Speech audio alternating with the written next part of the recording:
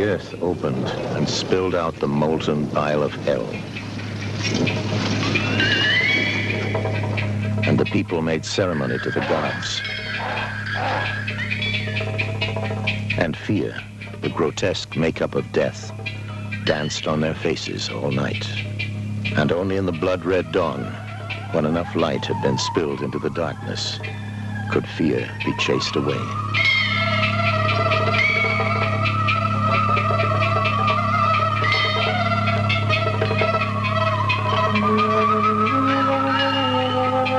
At the core of all man's fear lies his most awesome fear of death.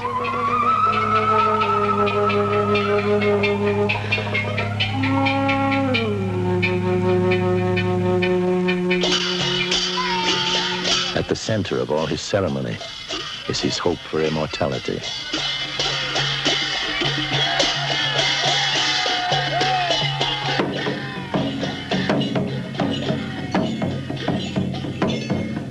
Since the beginning of his time on earth, man has cajoled his gods with music and dancing and satisfied their hunger with ritual and sacrifice.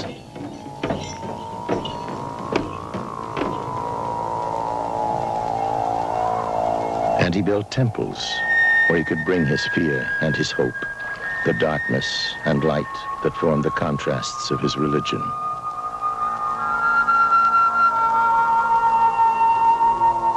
At first, his gods were simple in their conception, some made to be feared and some to be loved. Angry gods of fire, flood, volcano, tidal wave, and hurricane. Benign gods of earth, mountain, forest, rain, harvest, and fertility. And each had their place in the well-ordered manner of things and in the proper balance of darkness and light.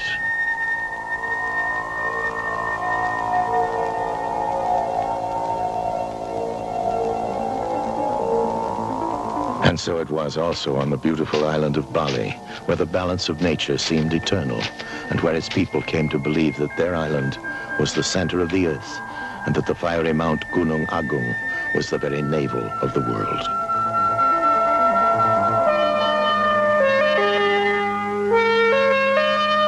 And then, 1,000 years ago, Hinduism came, and the Balinese took those rituals they liked from it and assimilated them to make a religion that was neither the animism of their original beliefs nor the Hinduism of India, but became instead a vast pantheon of religious power that culminates in the great ceremony of the 11 powers.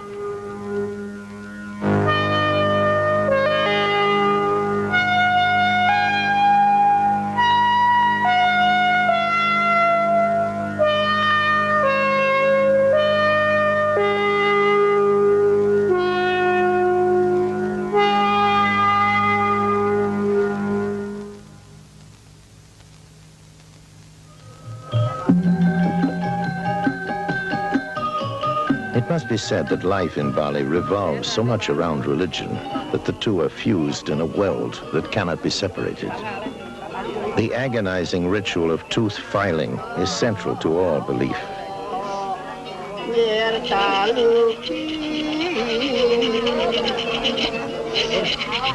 At puberty, the 6 upper teeth must be filed to allay the 6 spirits of jealousy, lust, anger, dishonesty, infidelity, and greed.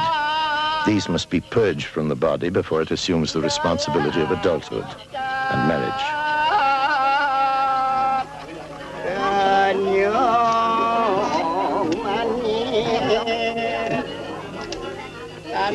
Without tooth filing, there is no cremation. If death should occur before the ritual takes place, then a macabre tooth filing ceremony takes place after death to prepare the soul for reincarnation. From birth to death to a Balinese, life is a complicated series of rituals designed to keep him and his world in balance.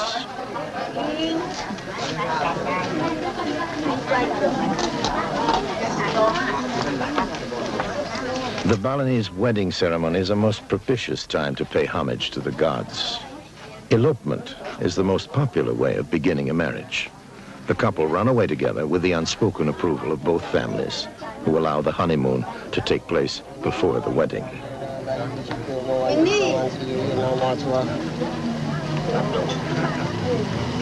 Wong batara yang guru ana pung tawarin kunci ayo aja sih mau waktu malah kita seletak nyale punana nama. Ya mau bilang apit. Do kan nona nak balik margin itu kan. Dia bilang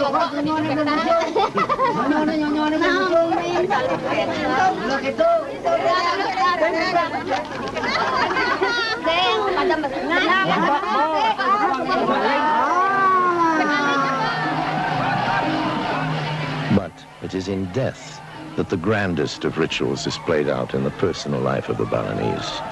The final act in all lives is cremation, for only in fire can a soul be released from the body for its personal day of judgment and reincarnation. Those souls who have abused life to be punished in hell, and those who have used life well to be returned to their family in some future generation, or even granted nirvana. Life of the Balinese is a performance that has been written from the moment of birth to the last flickering flames of death.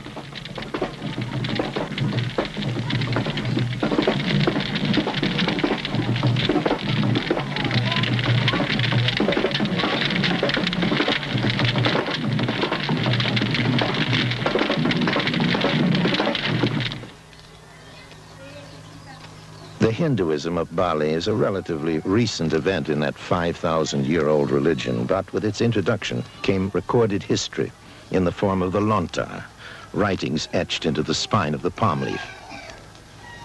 The lontars were written by extremely holy men adept in meditation, and the most ancient of lontars tell of the greatest of all ceremonies, the EKA DASA LUDRA, the festival of the 11 powers.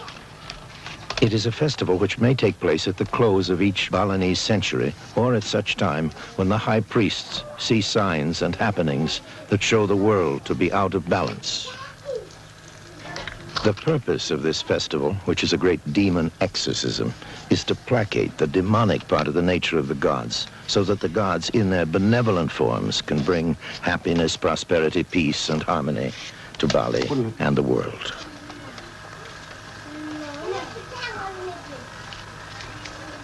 Iya kan widananing taur EKA DASA LUDRA ngaran. In 1963, centuries after the last 11 powers ceremony, the holy men proclaimed a new EKA DASA LUDRA. But it was 16 years before the turn of the Balinese century, and man's impetuous decision angered the gods. Gunung Agung, the navel of the world, erupted without warning, killing all in its path. It was the first eruption for centuries, and it had occurred on the second day of EKA DASA LUDRA.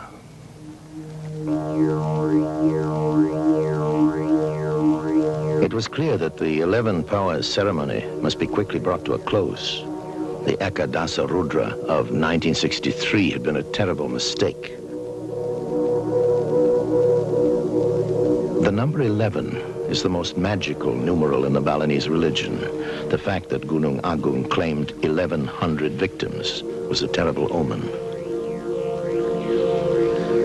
Daily, as the people dredged the volcanic ash from the beds of the river for use in their fields, they were reminded of the wrath of the gods, and they waited for a new sign that it was time for EKA DASA LUDRA.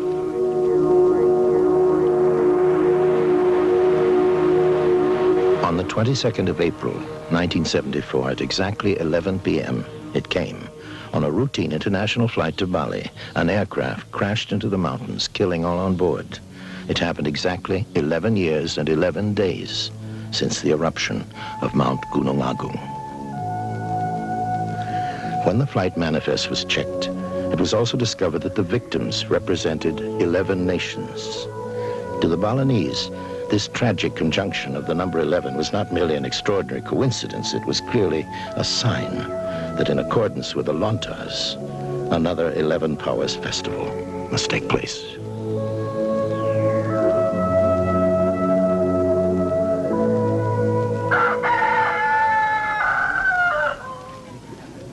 It It was decided to hold the festival to coincide exactly with the new Balinese century, the year 1900 on the lunar calendar.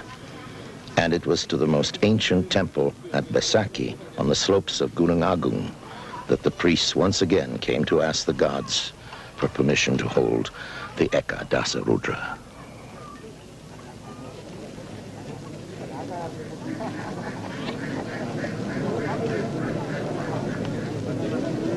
It was a time of great caution and fear, lest the gods be offended and turn once again on the people.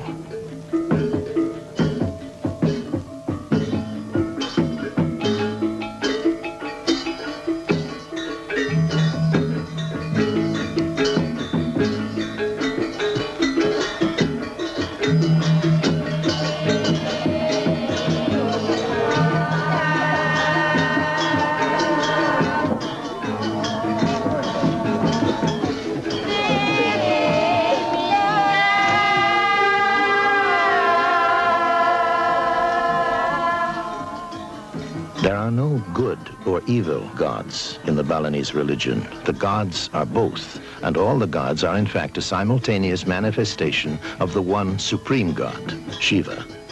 The most all-embracing grouping of the gods is in the number 11, where Shiva takes on the form of the 11 major gods. Each of these gods is a guardian of a section of the world, represented by the 8 points of the compass, as well as the upper, middle, and lower worlds, represented by the center.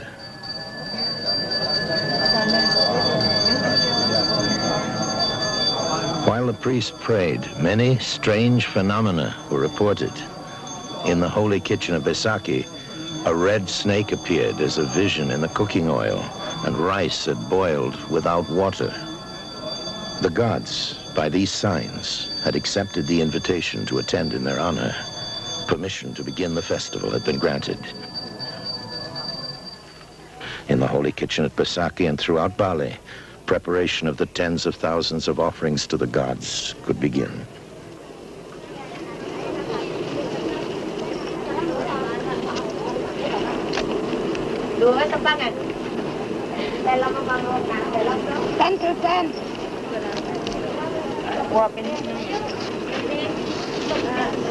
Kami tinggal slot ni, kami terus tinggalin. Jari, kami tinggalin terus. Ada bagian yang lorat.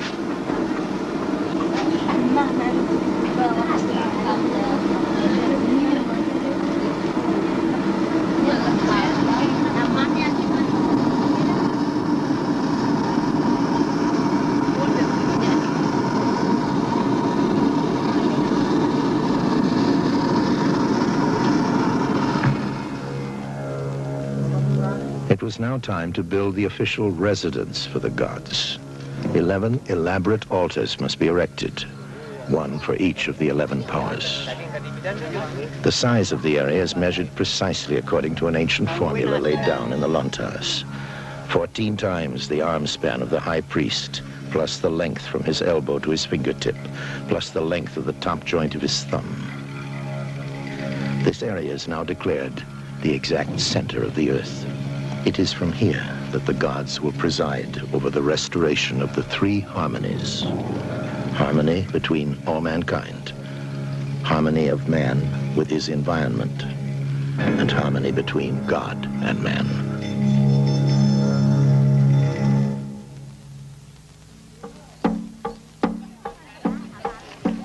Before the great formal ceremonies of the EKA DASA LUDRA could take place, the earth itself must be cleansed in a symbolic release of the dead from their earthly ties. This ritual takes place in a procession to the sea.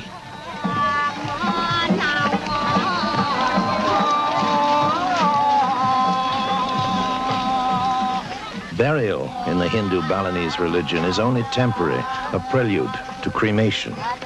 The ashes of the dead are contained within effigies of the dead, and these are kept within the family.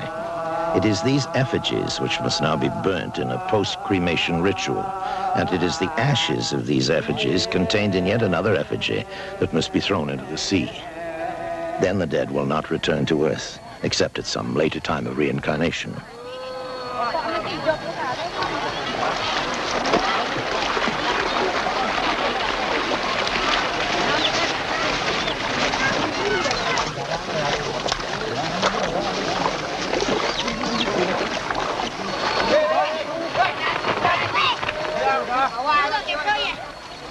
A chicken and a duck are symbolically sacrificed to the sea.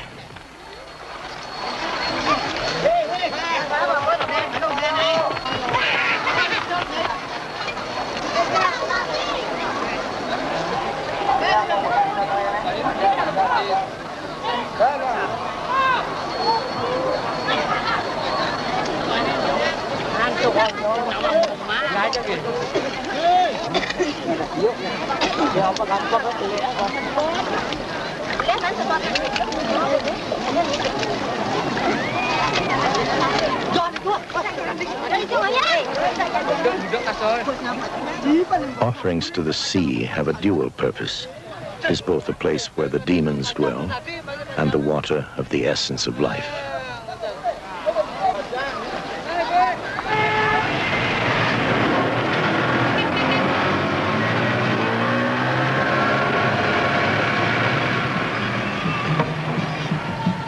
Denpasar, the capital of Bali, is designated as the crossroads for the ceremonial holy water brought to the 11 Powers Festival. Holy water is requested from 10 places on the island of Bali and from a sacred spring on Mount Semeru, the holy mother volcano on the island of Java. The holy water, contained in slender bamboo cylinders, is carried non-stop through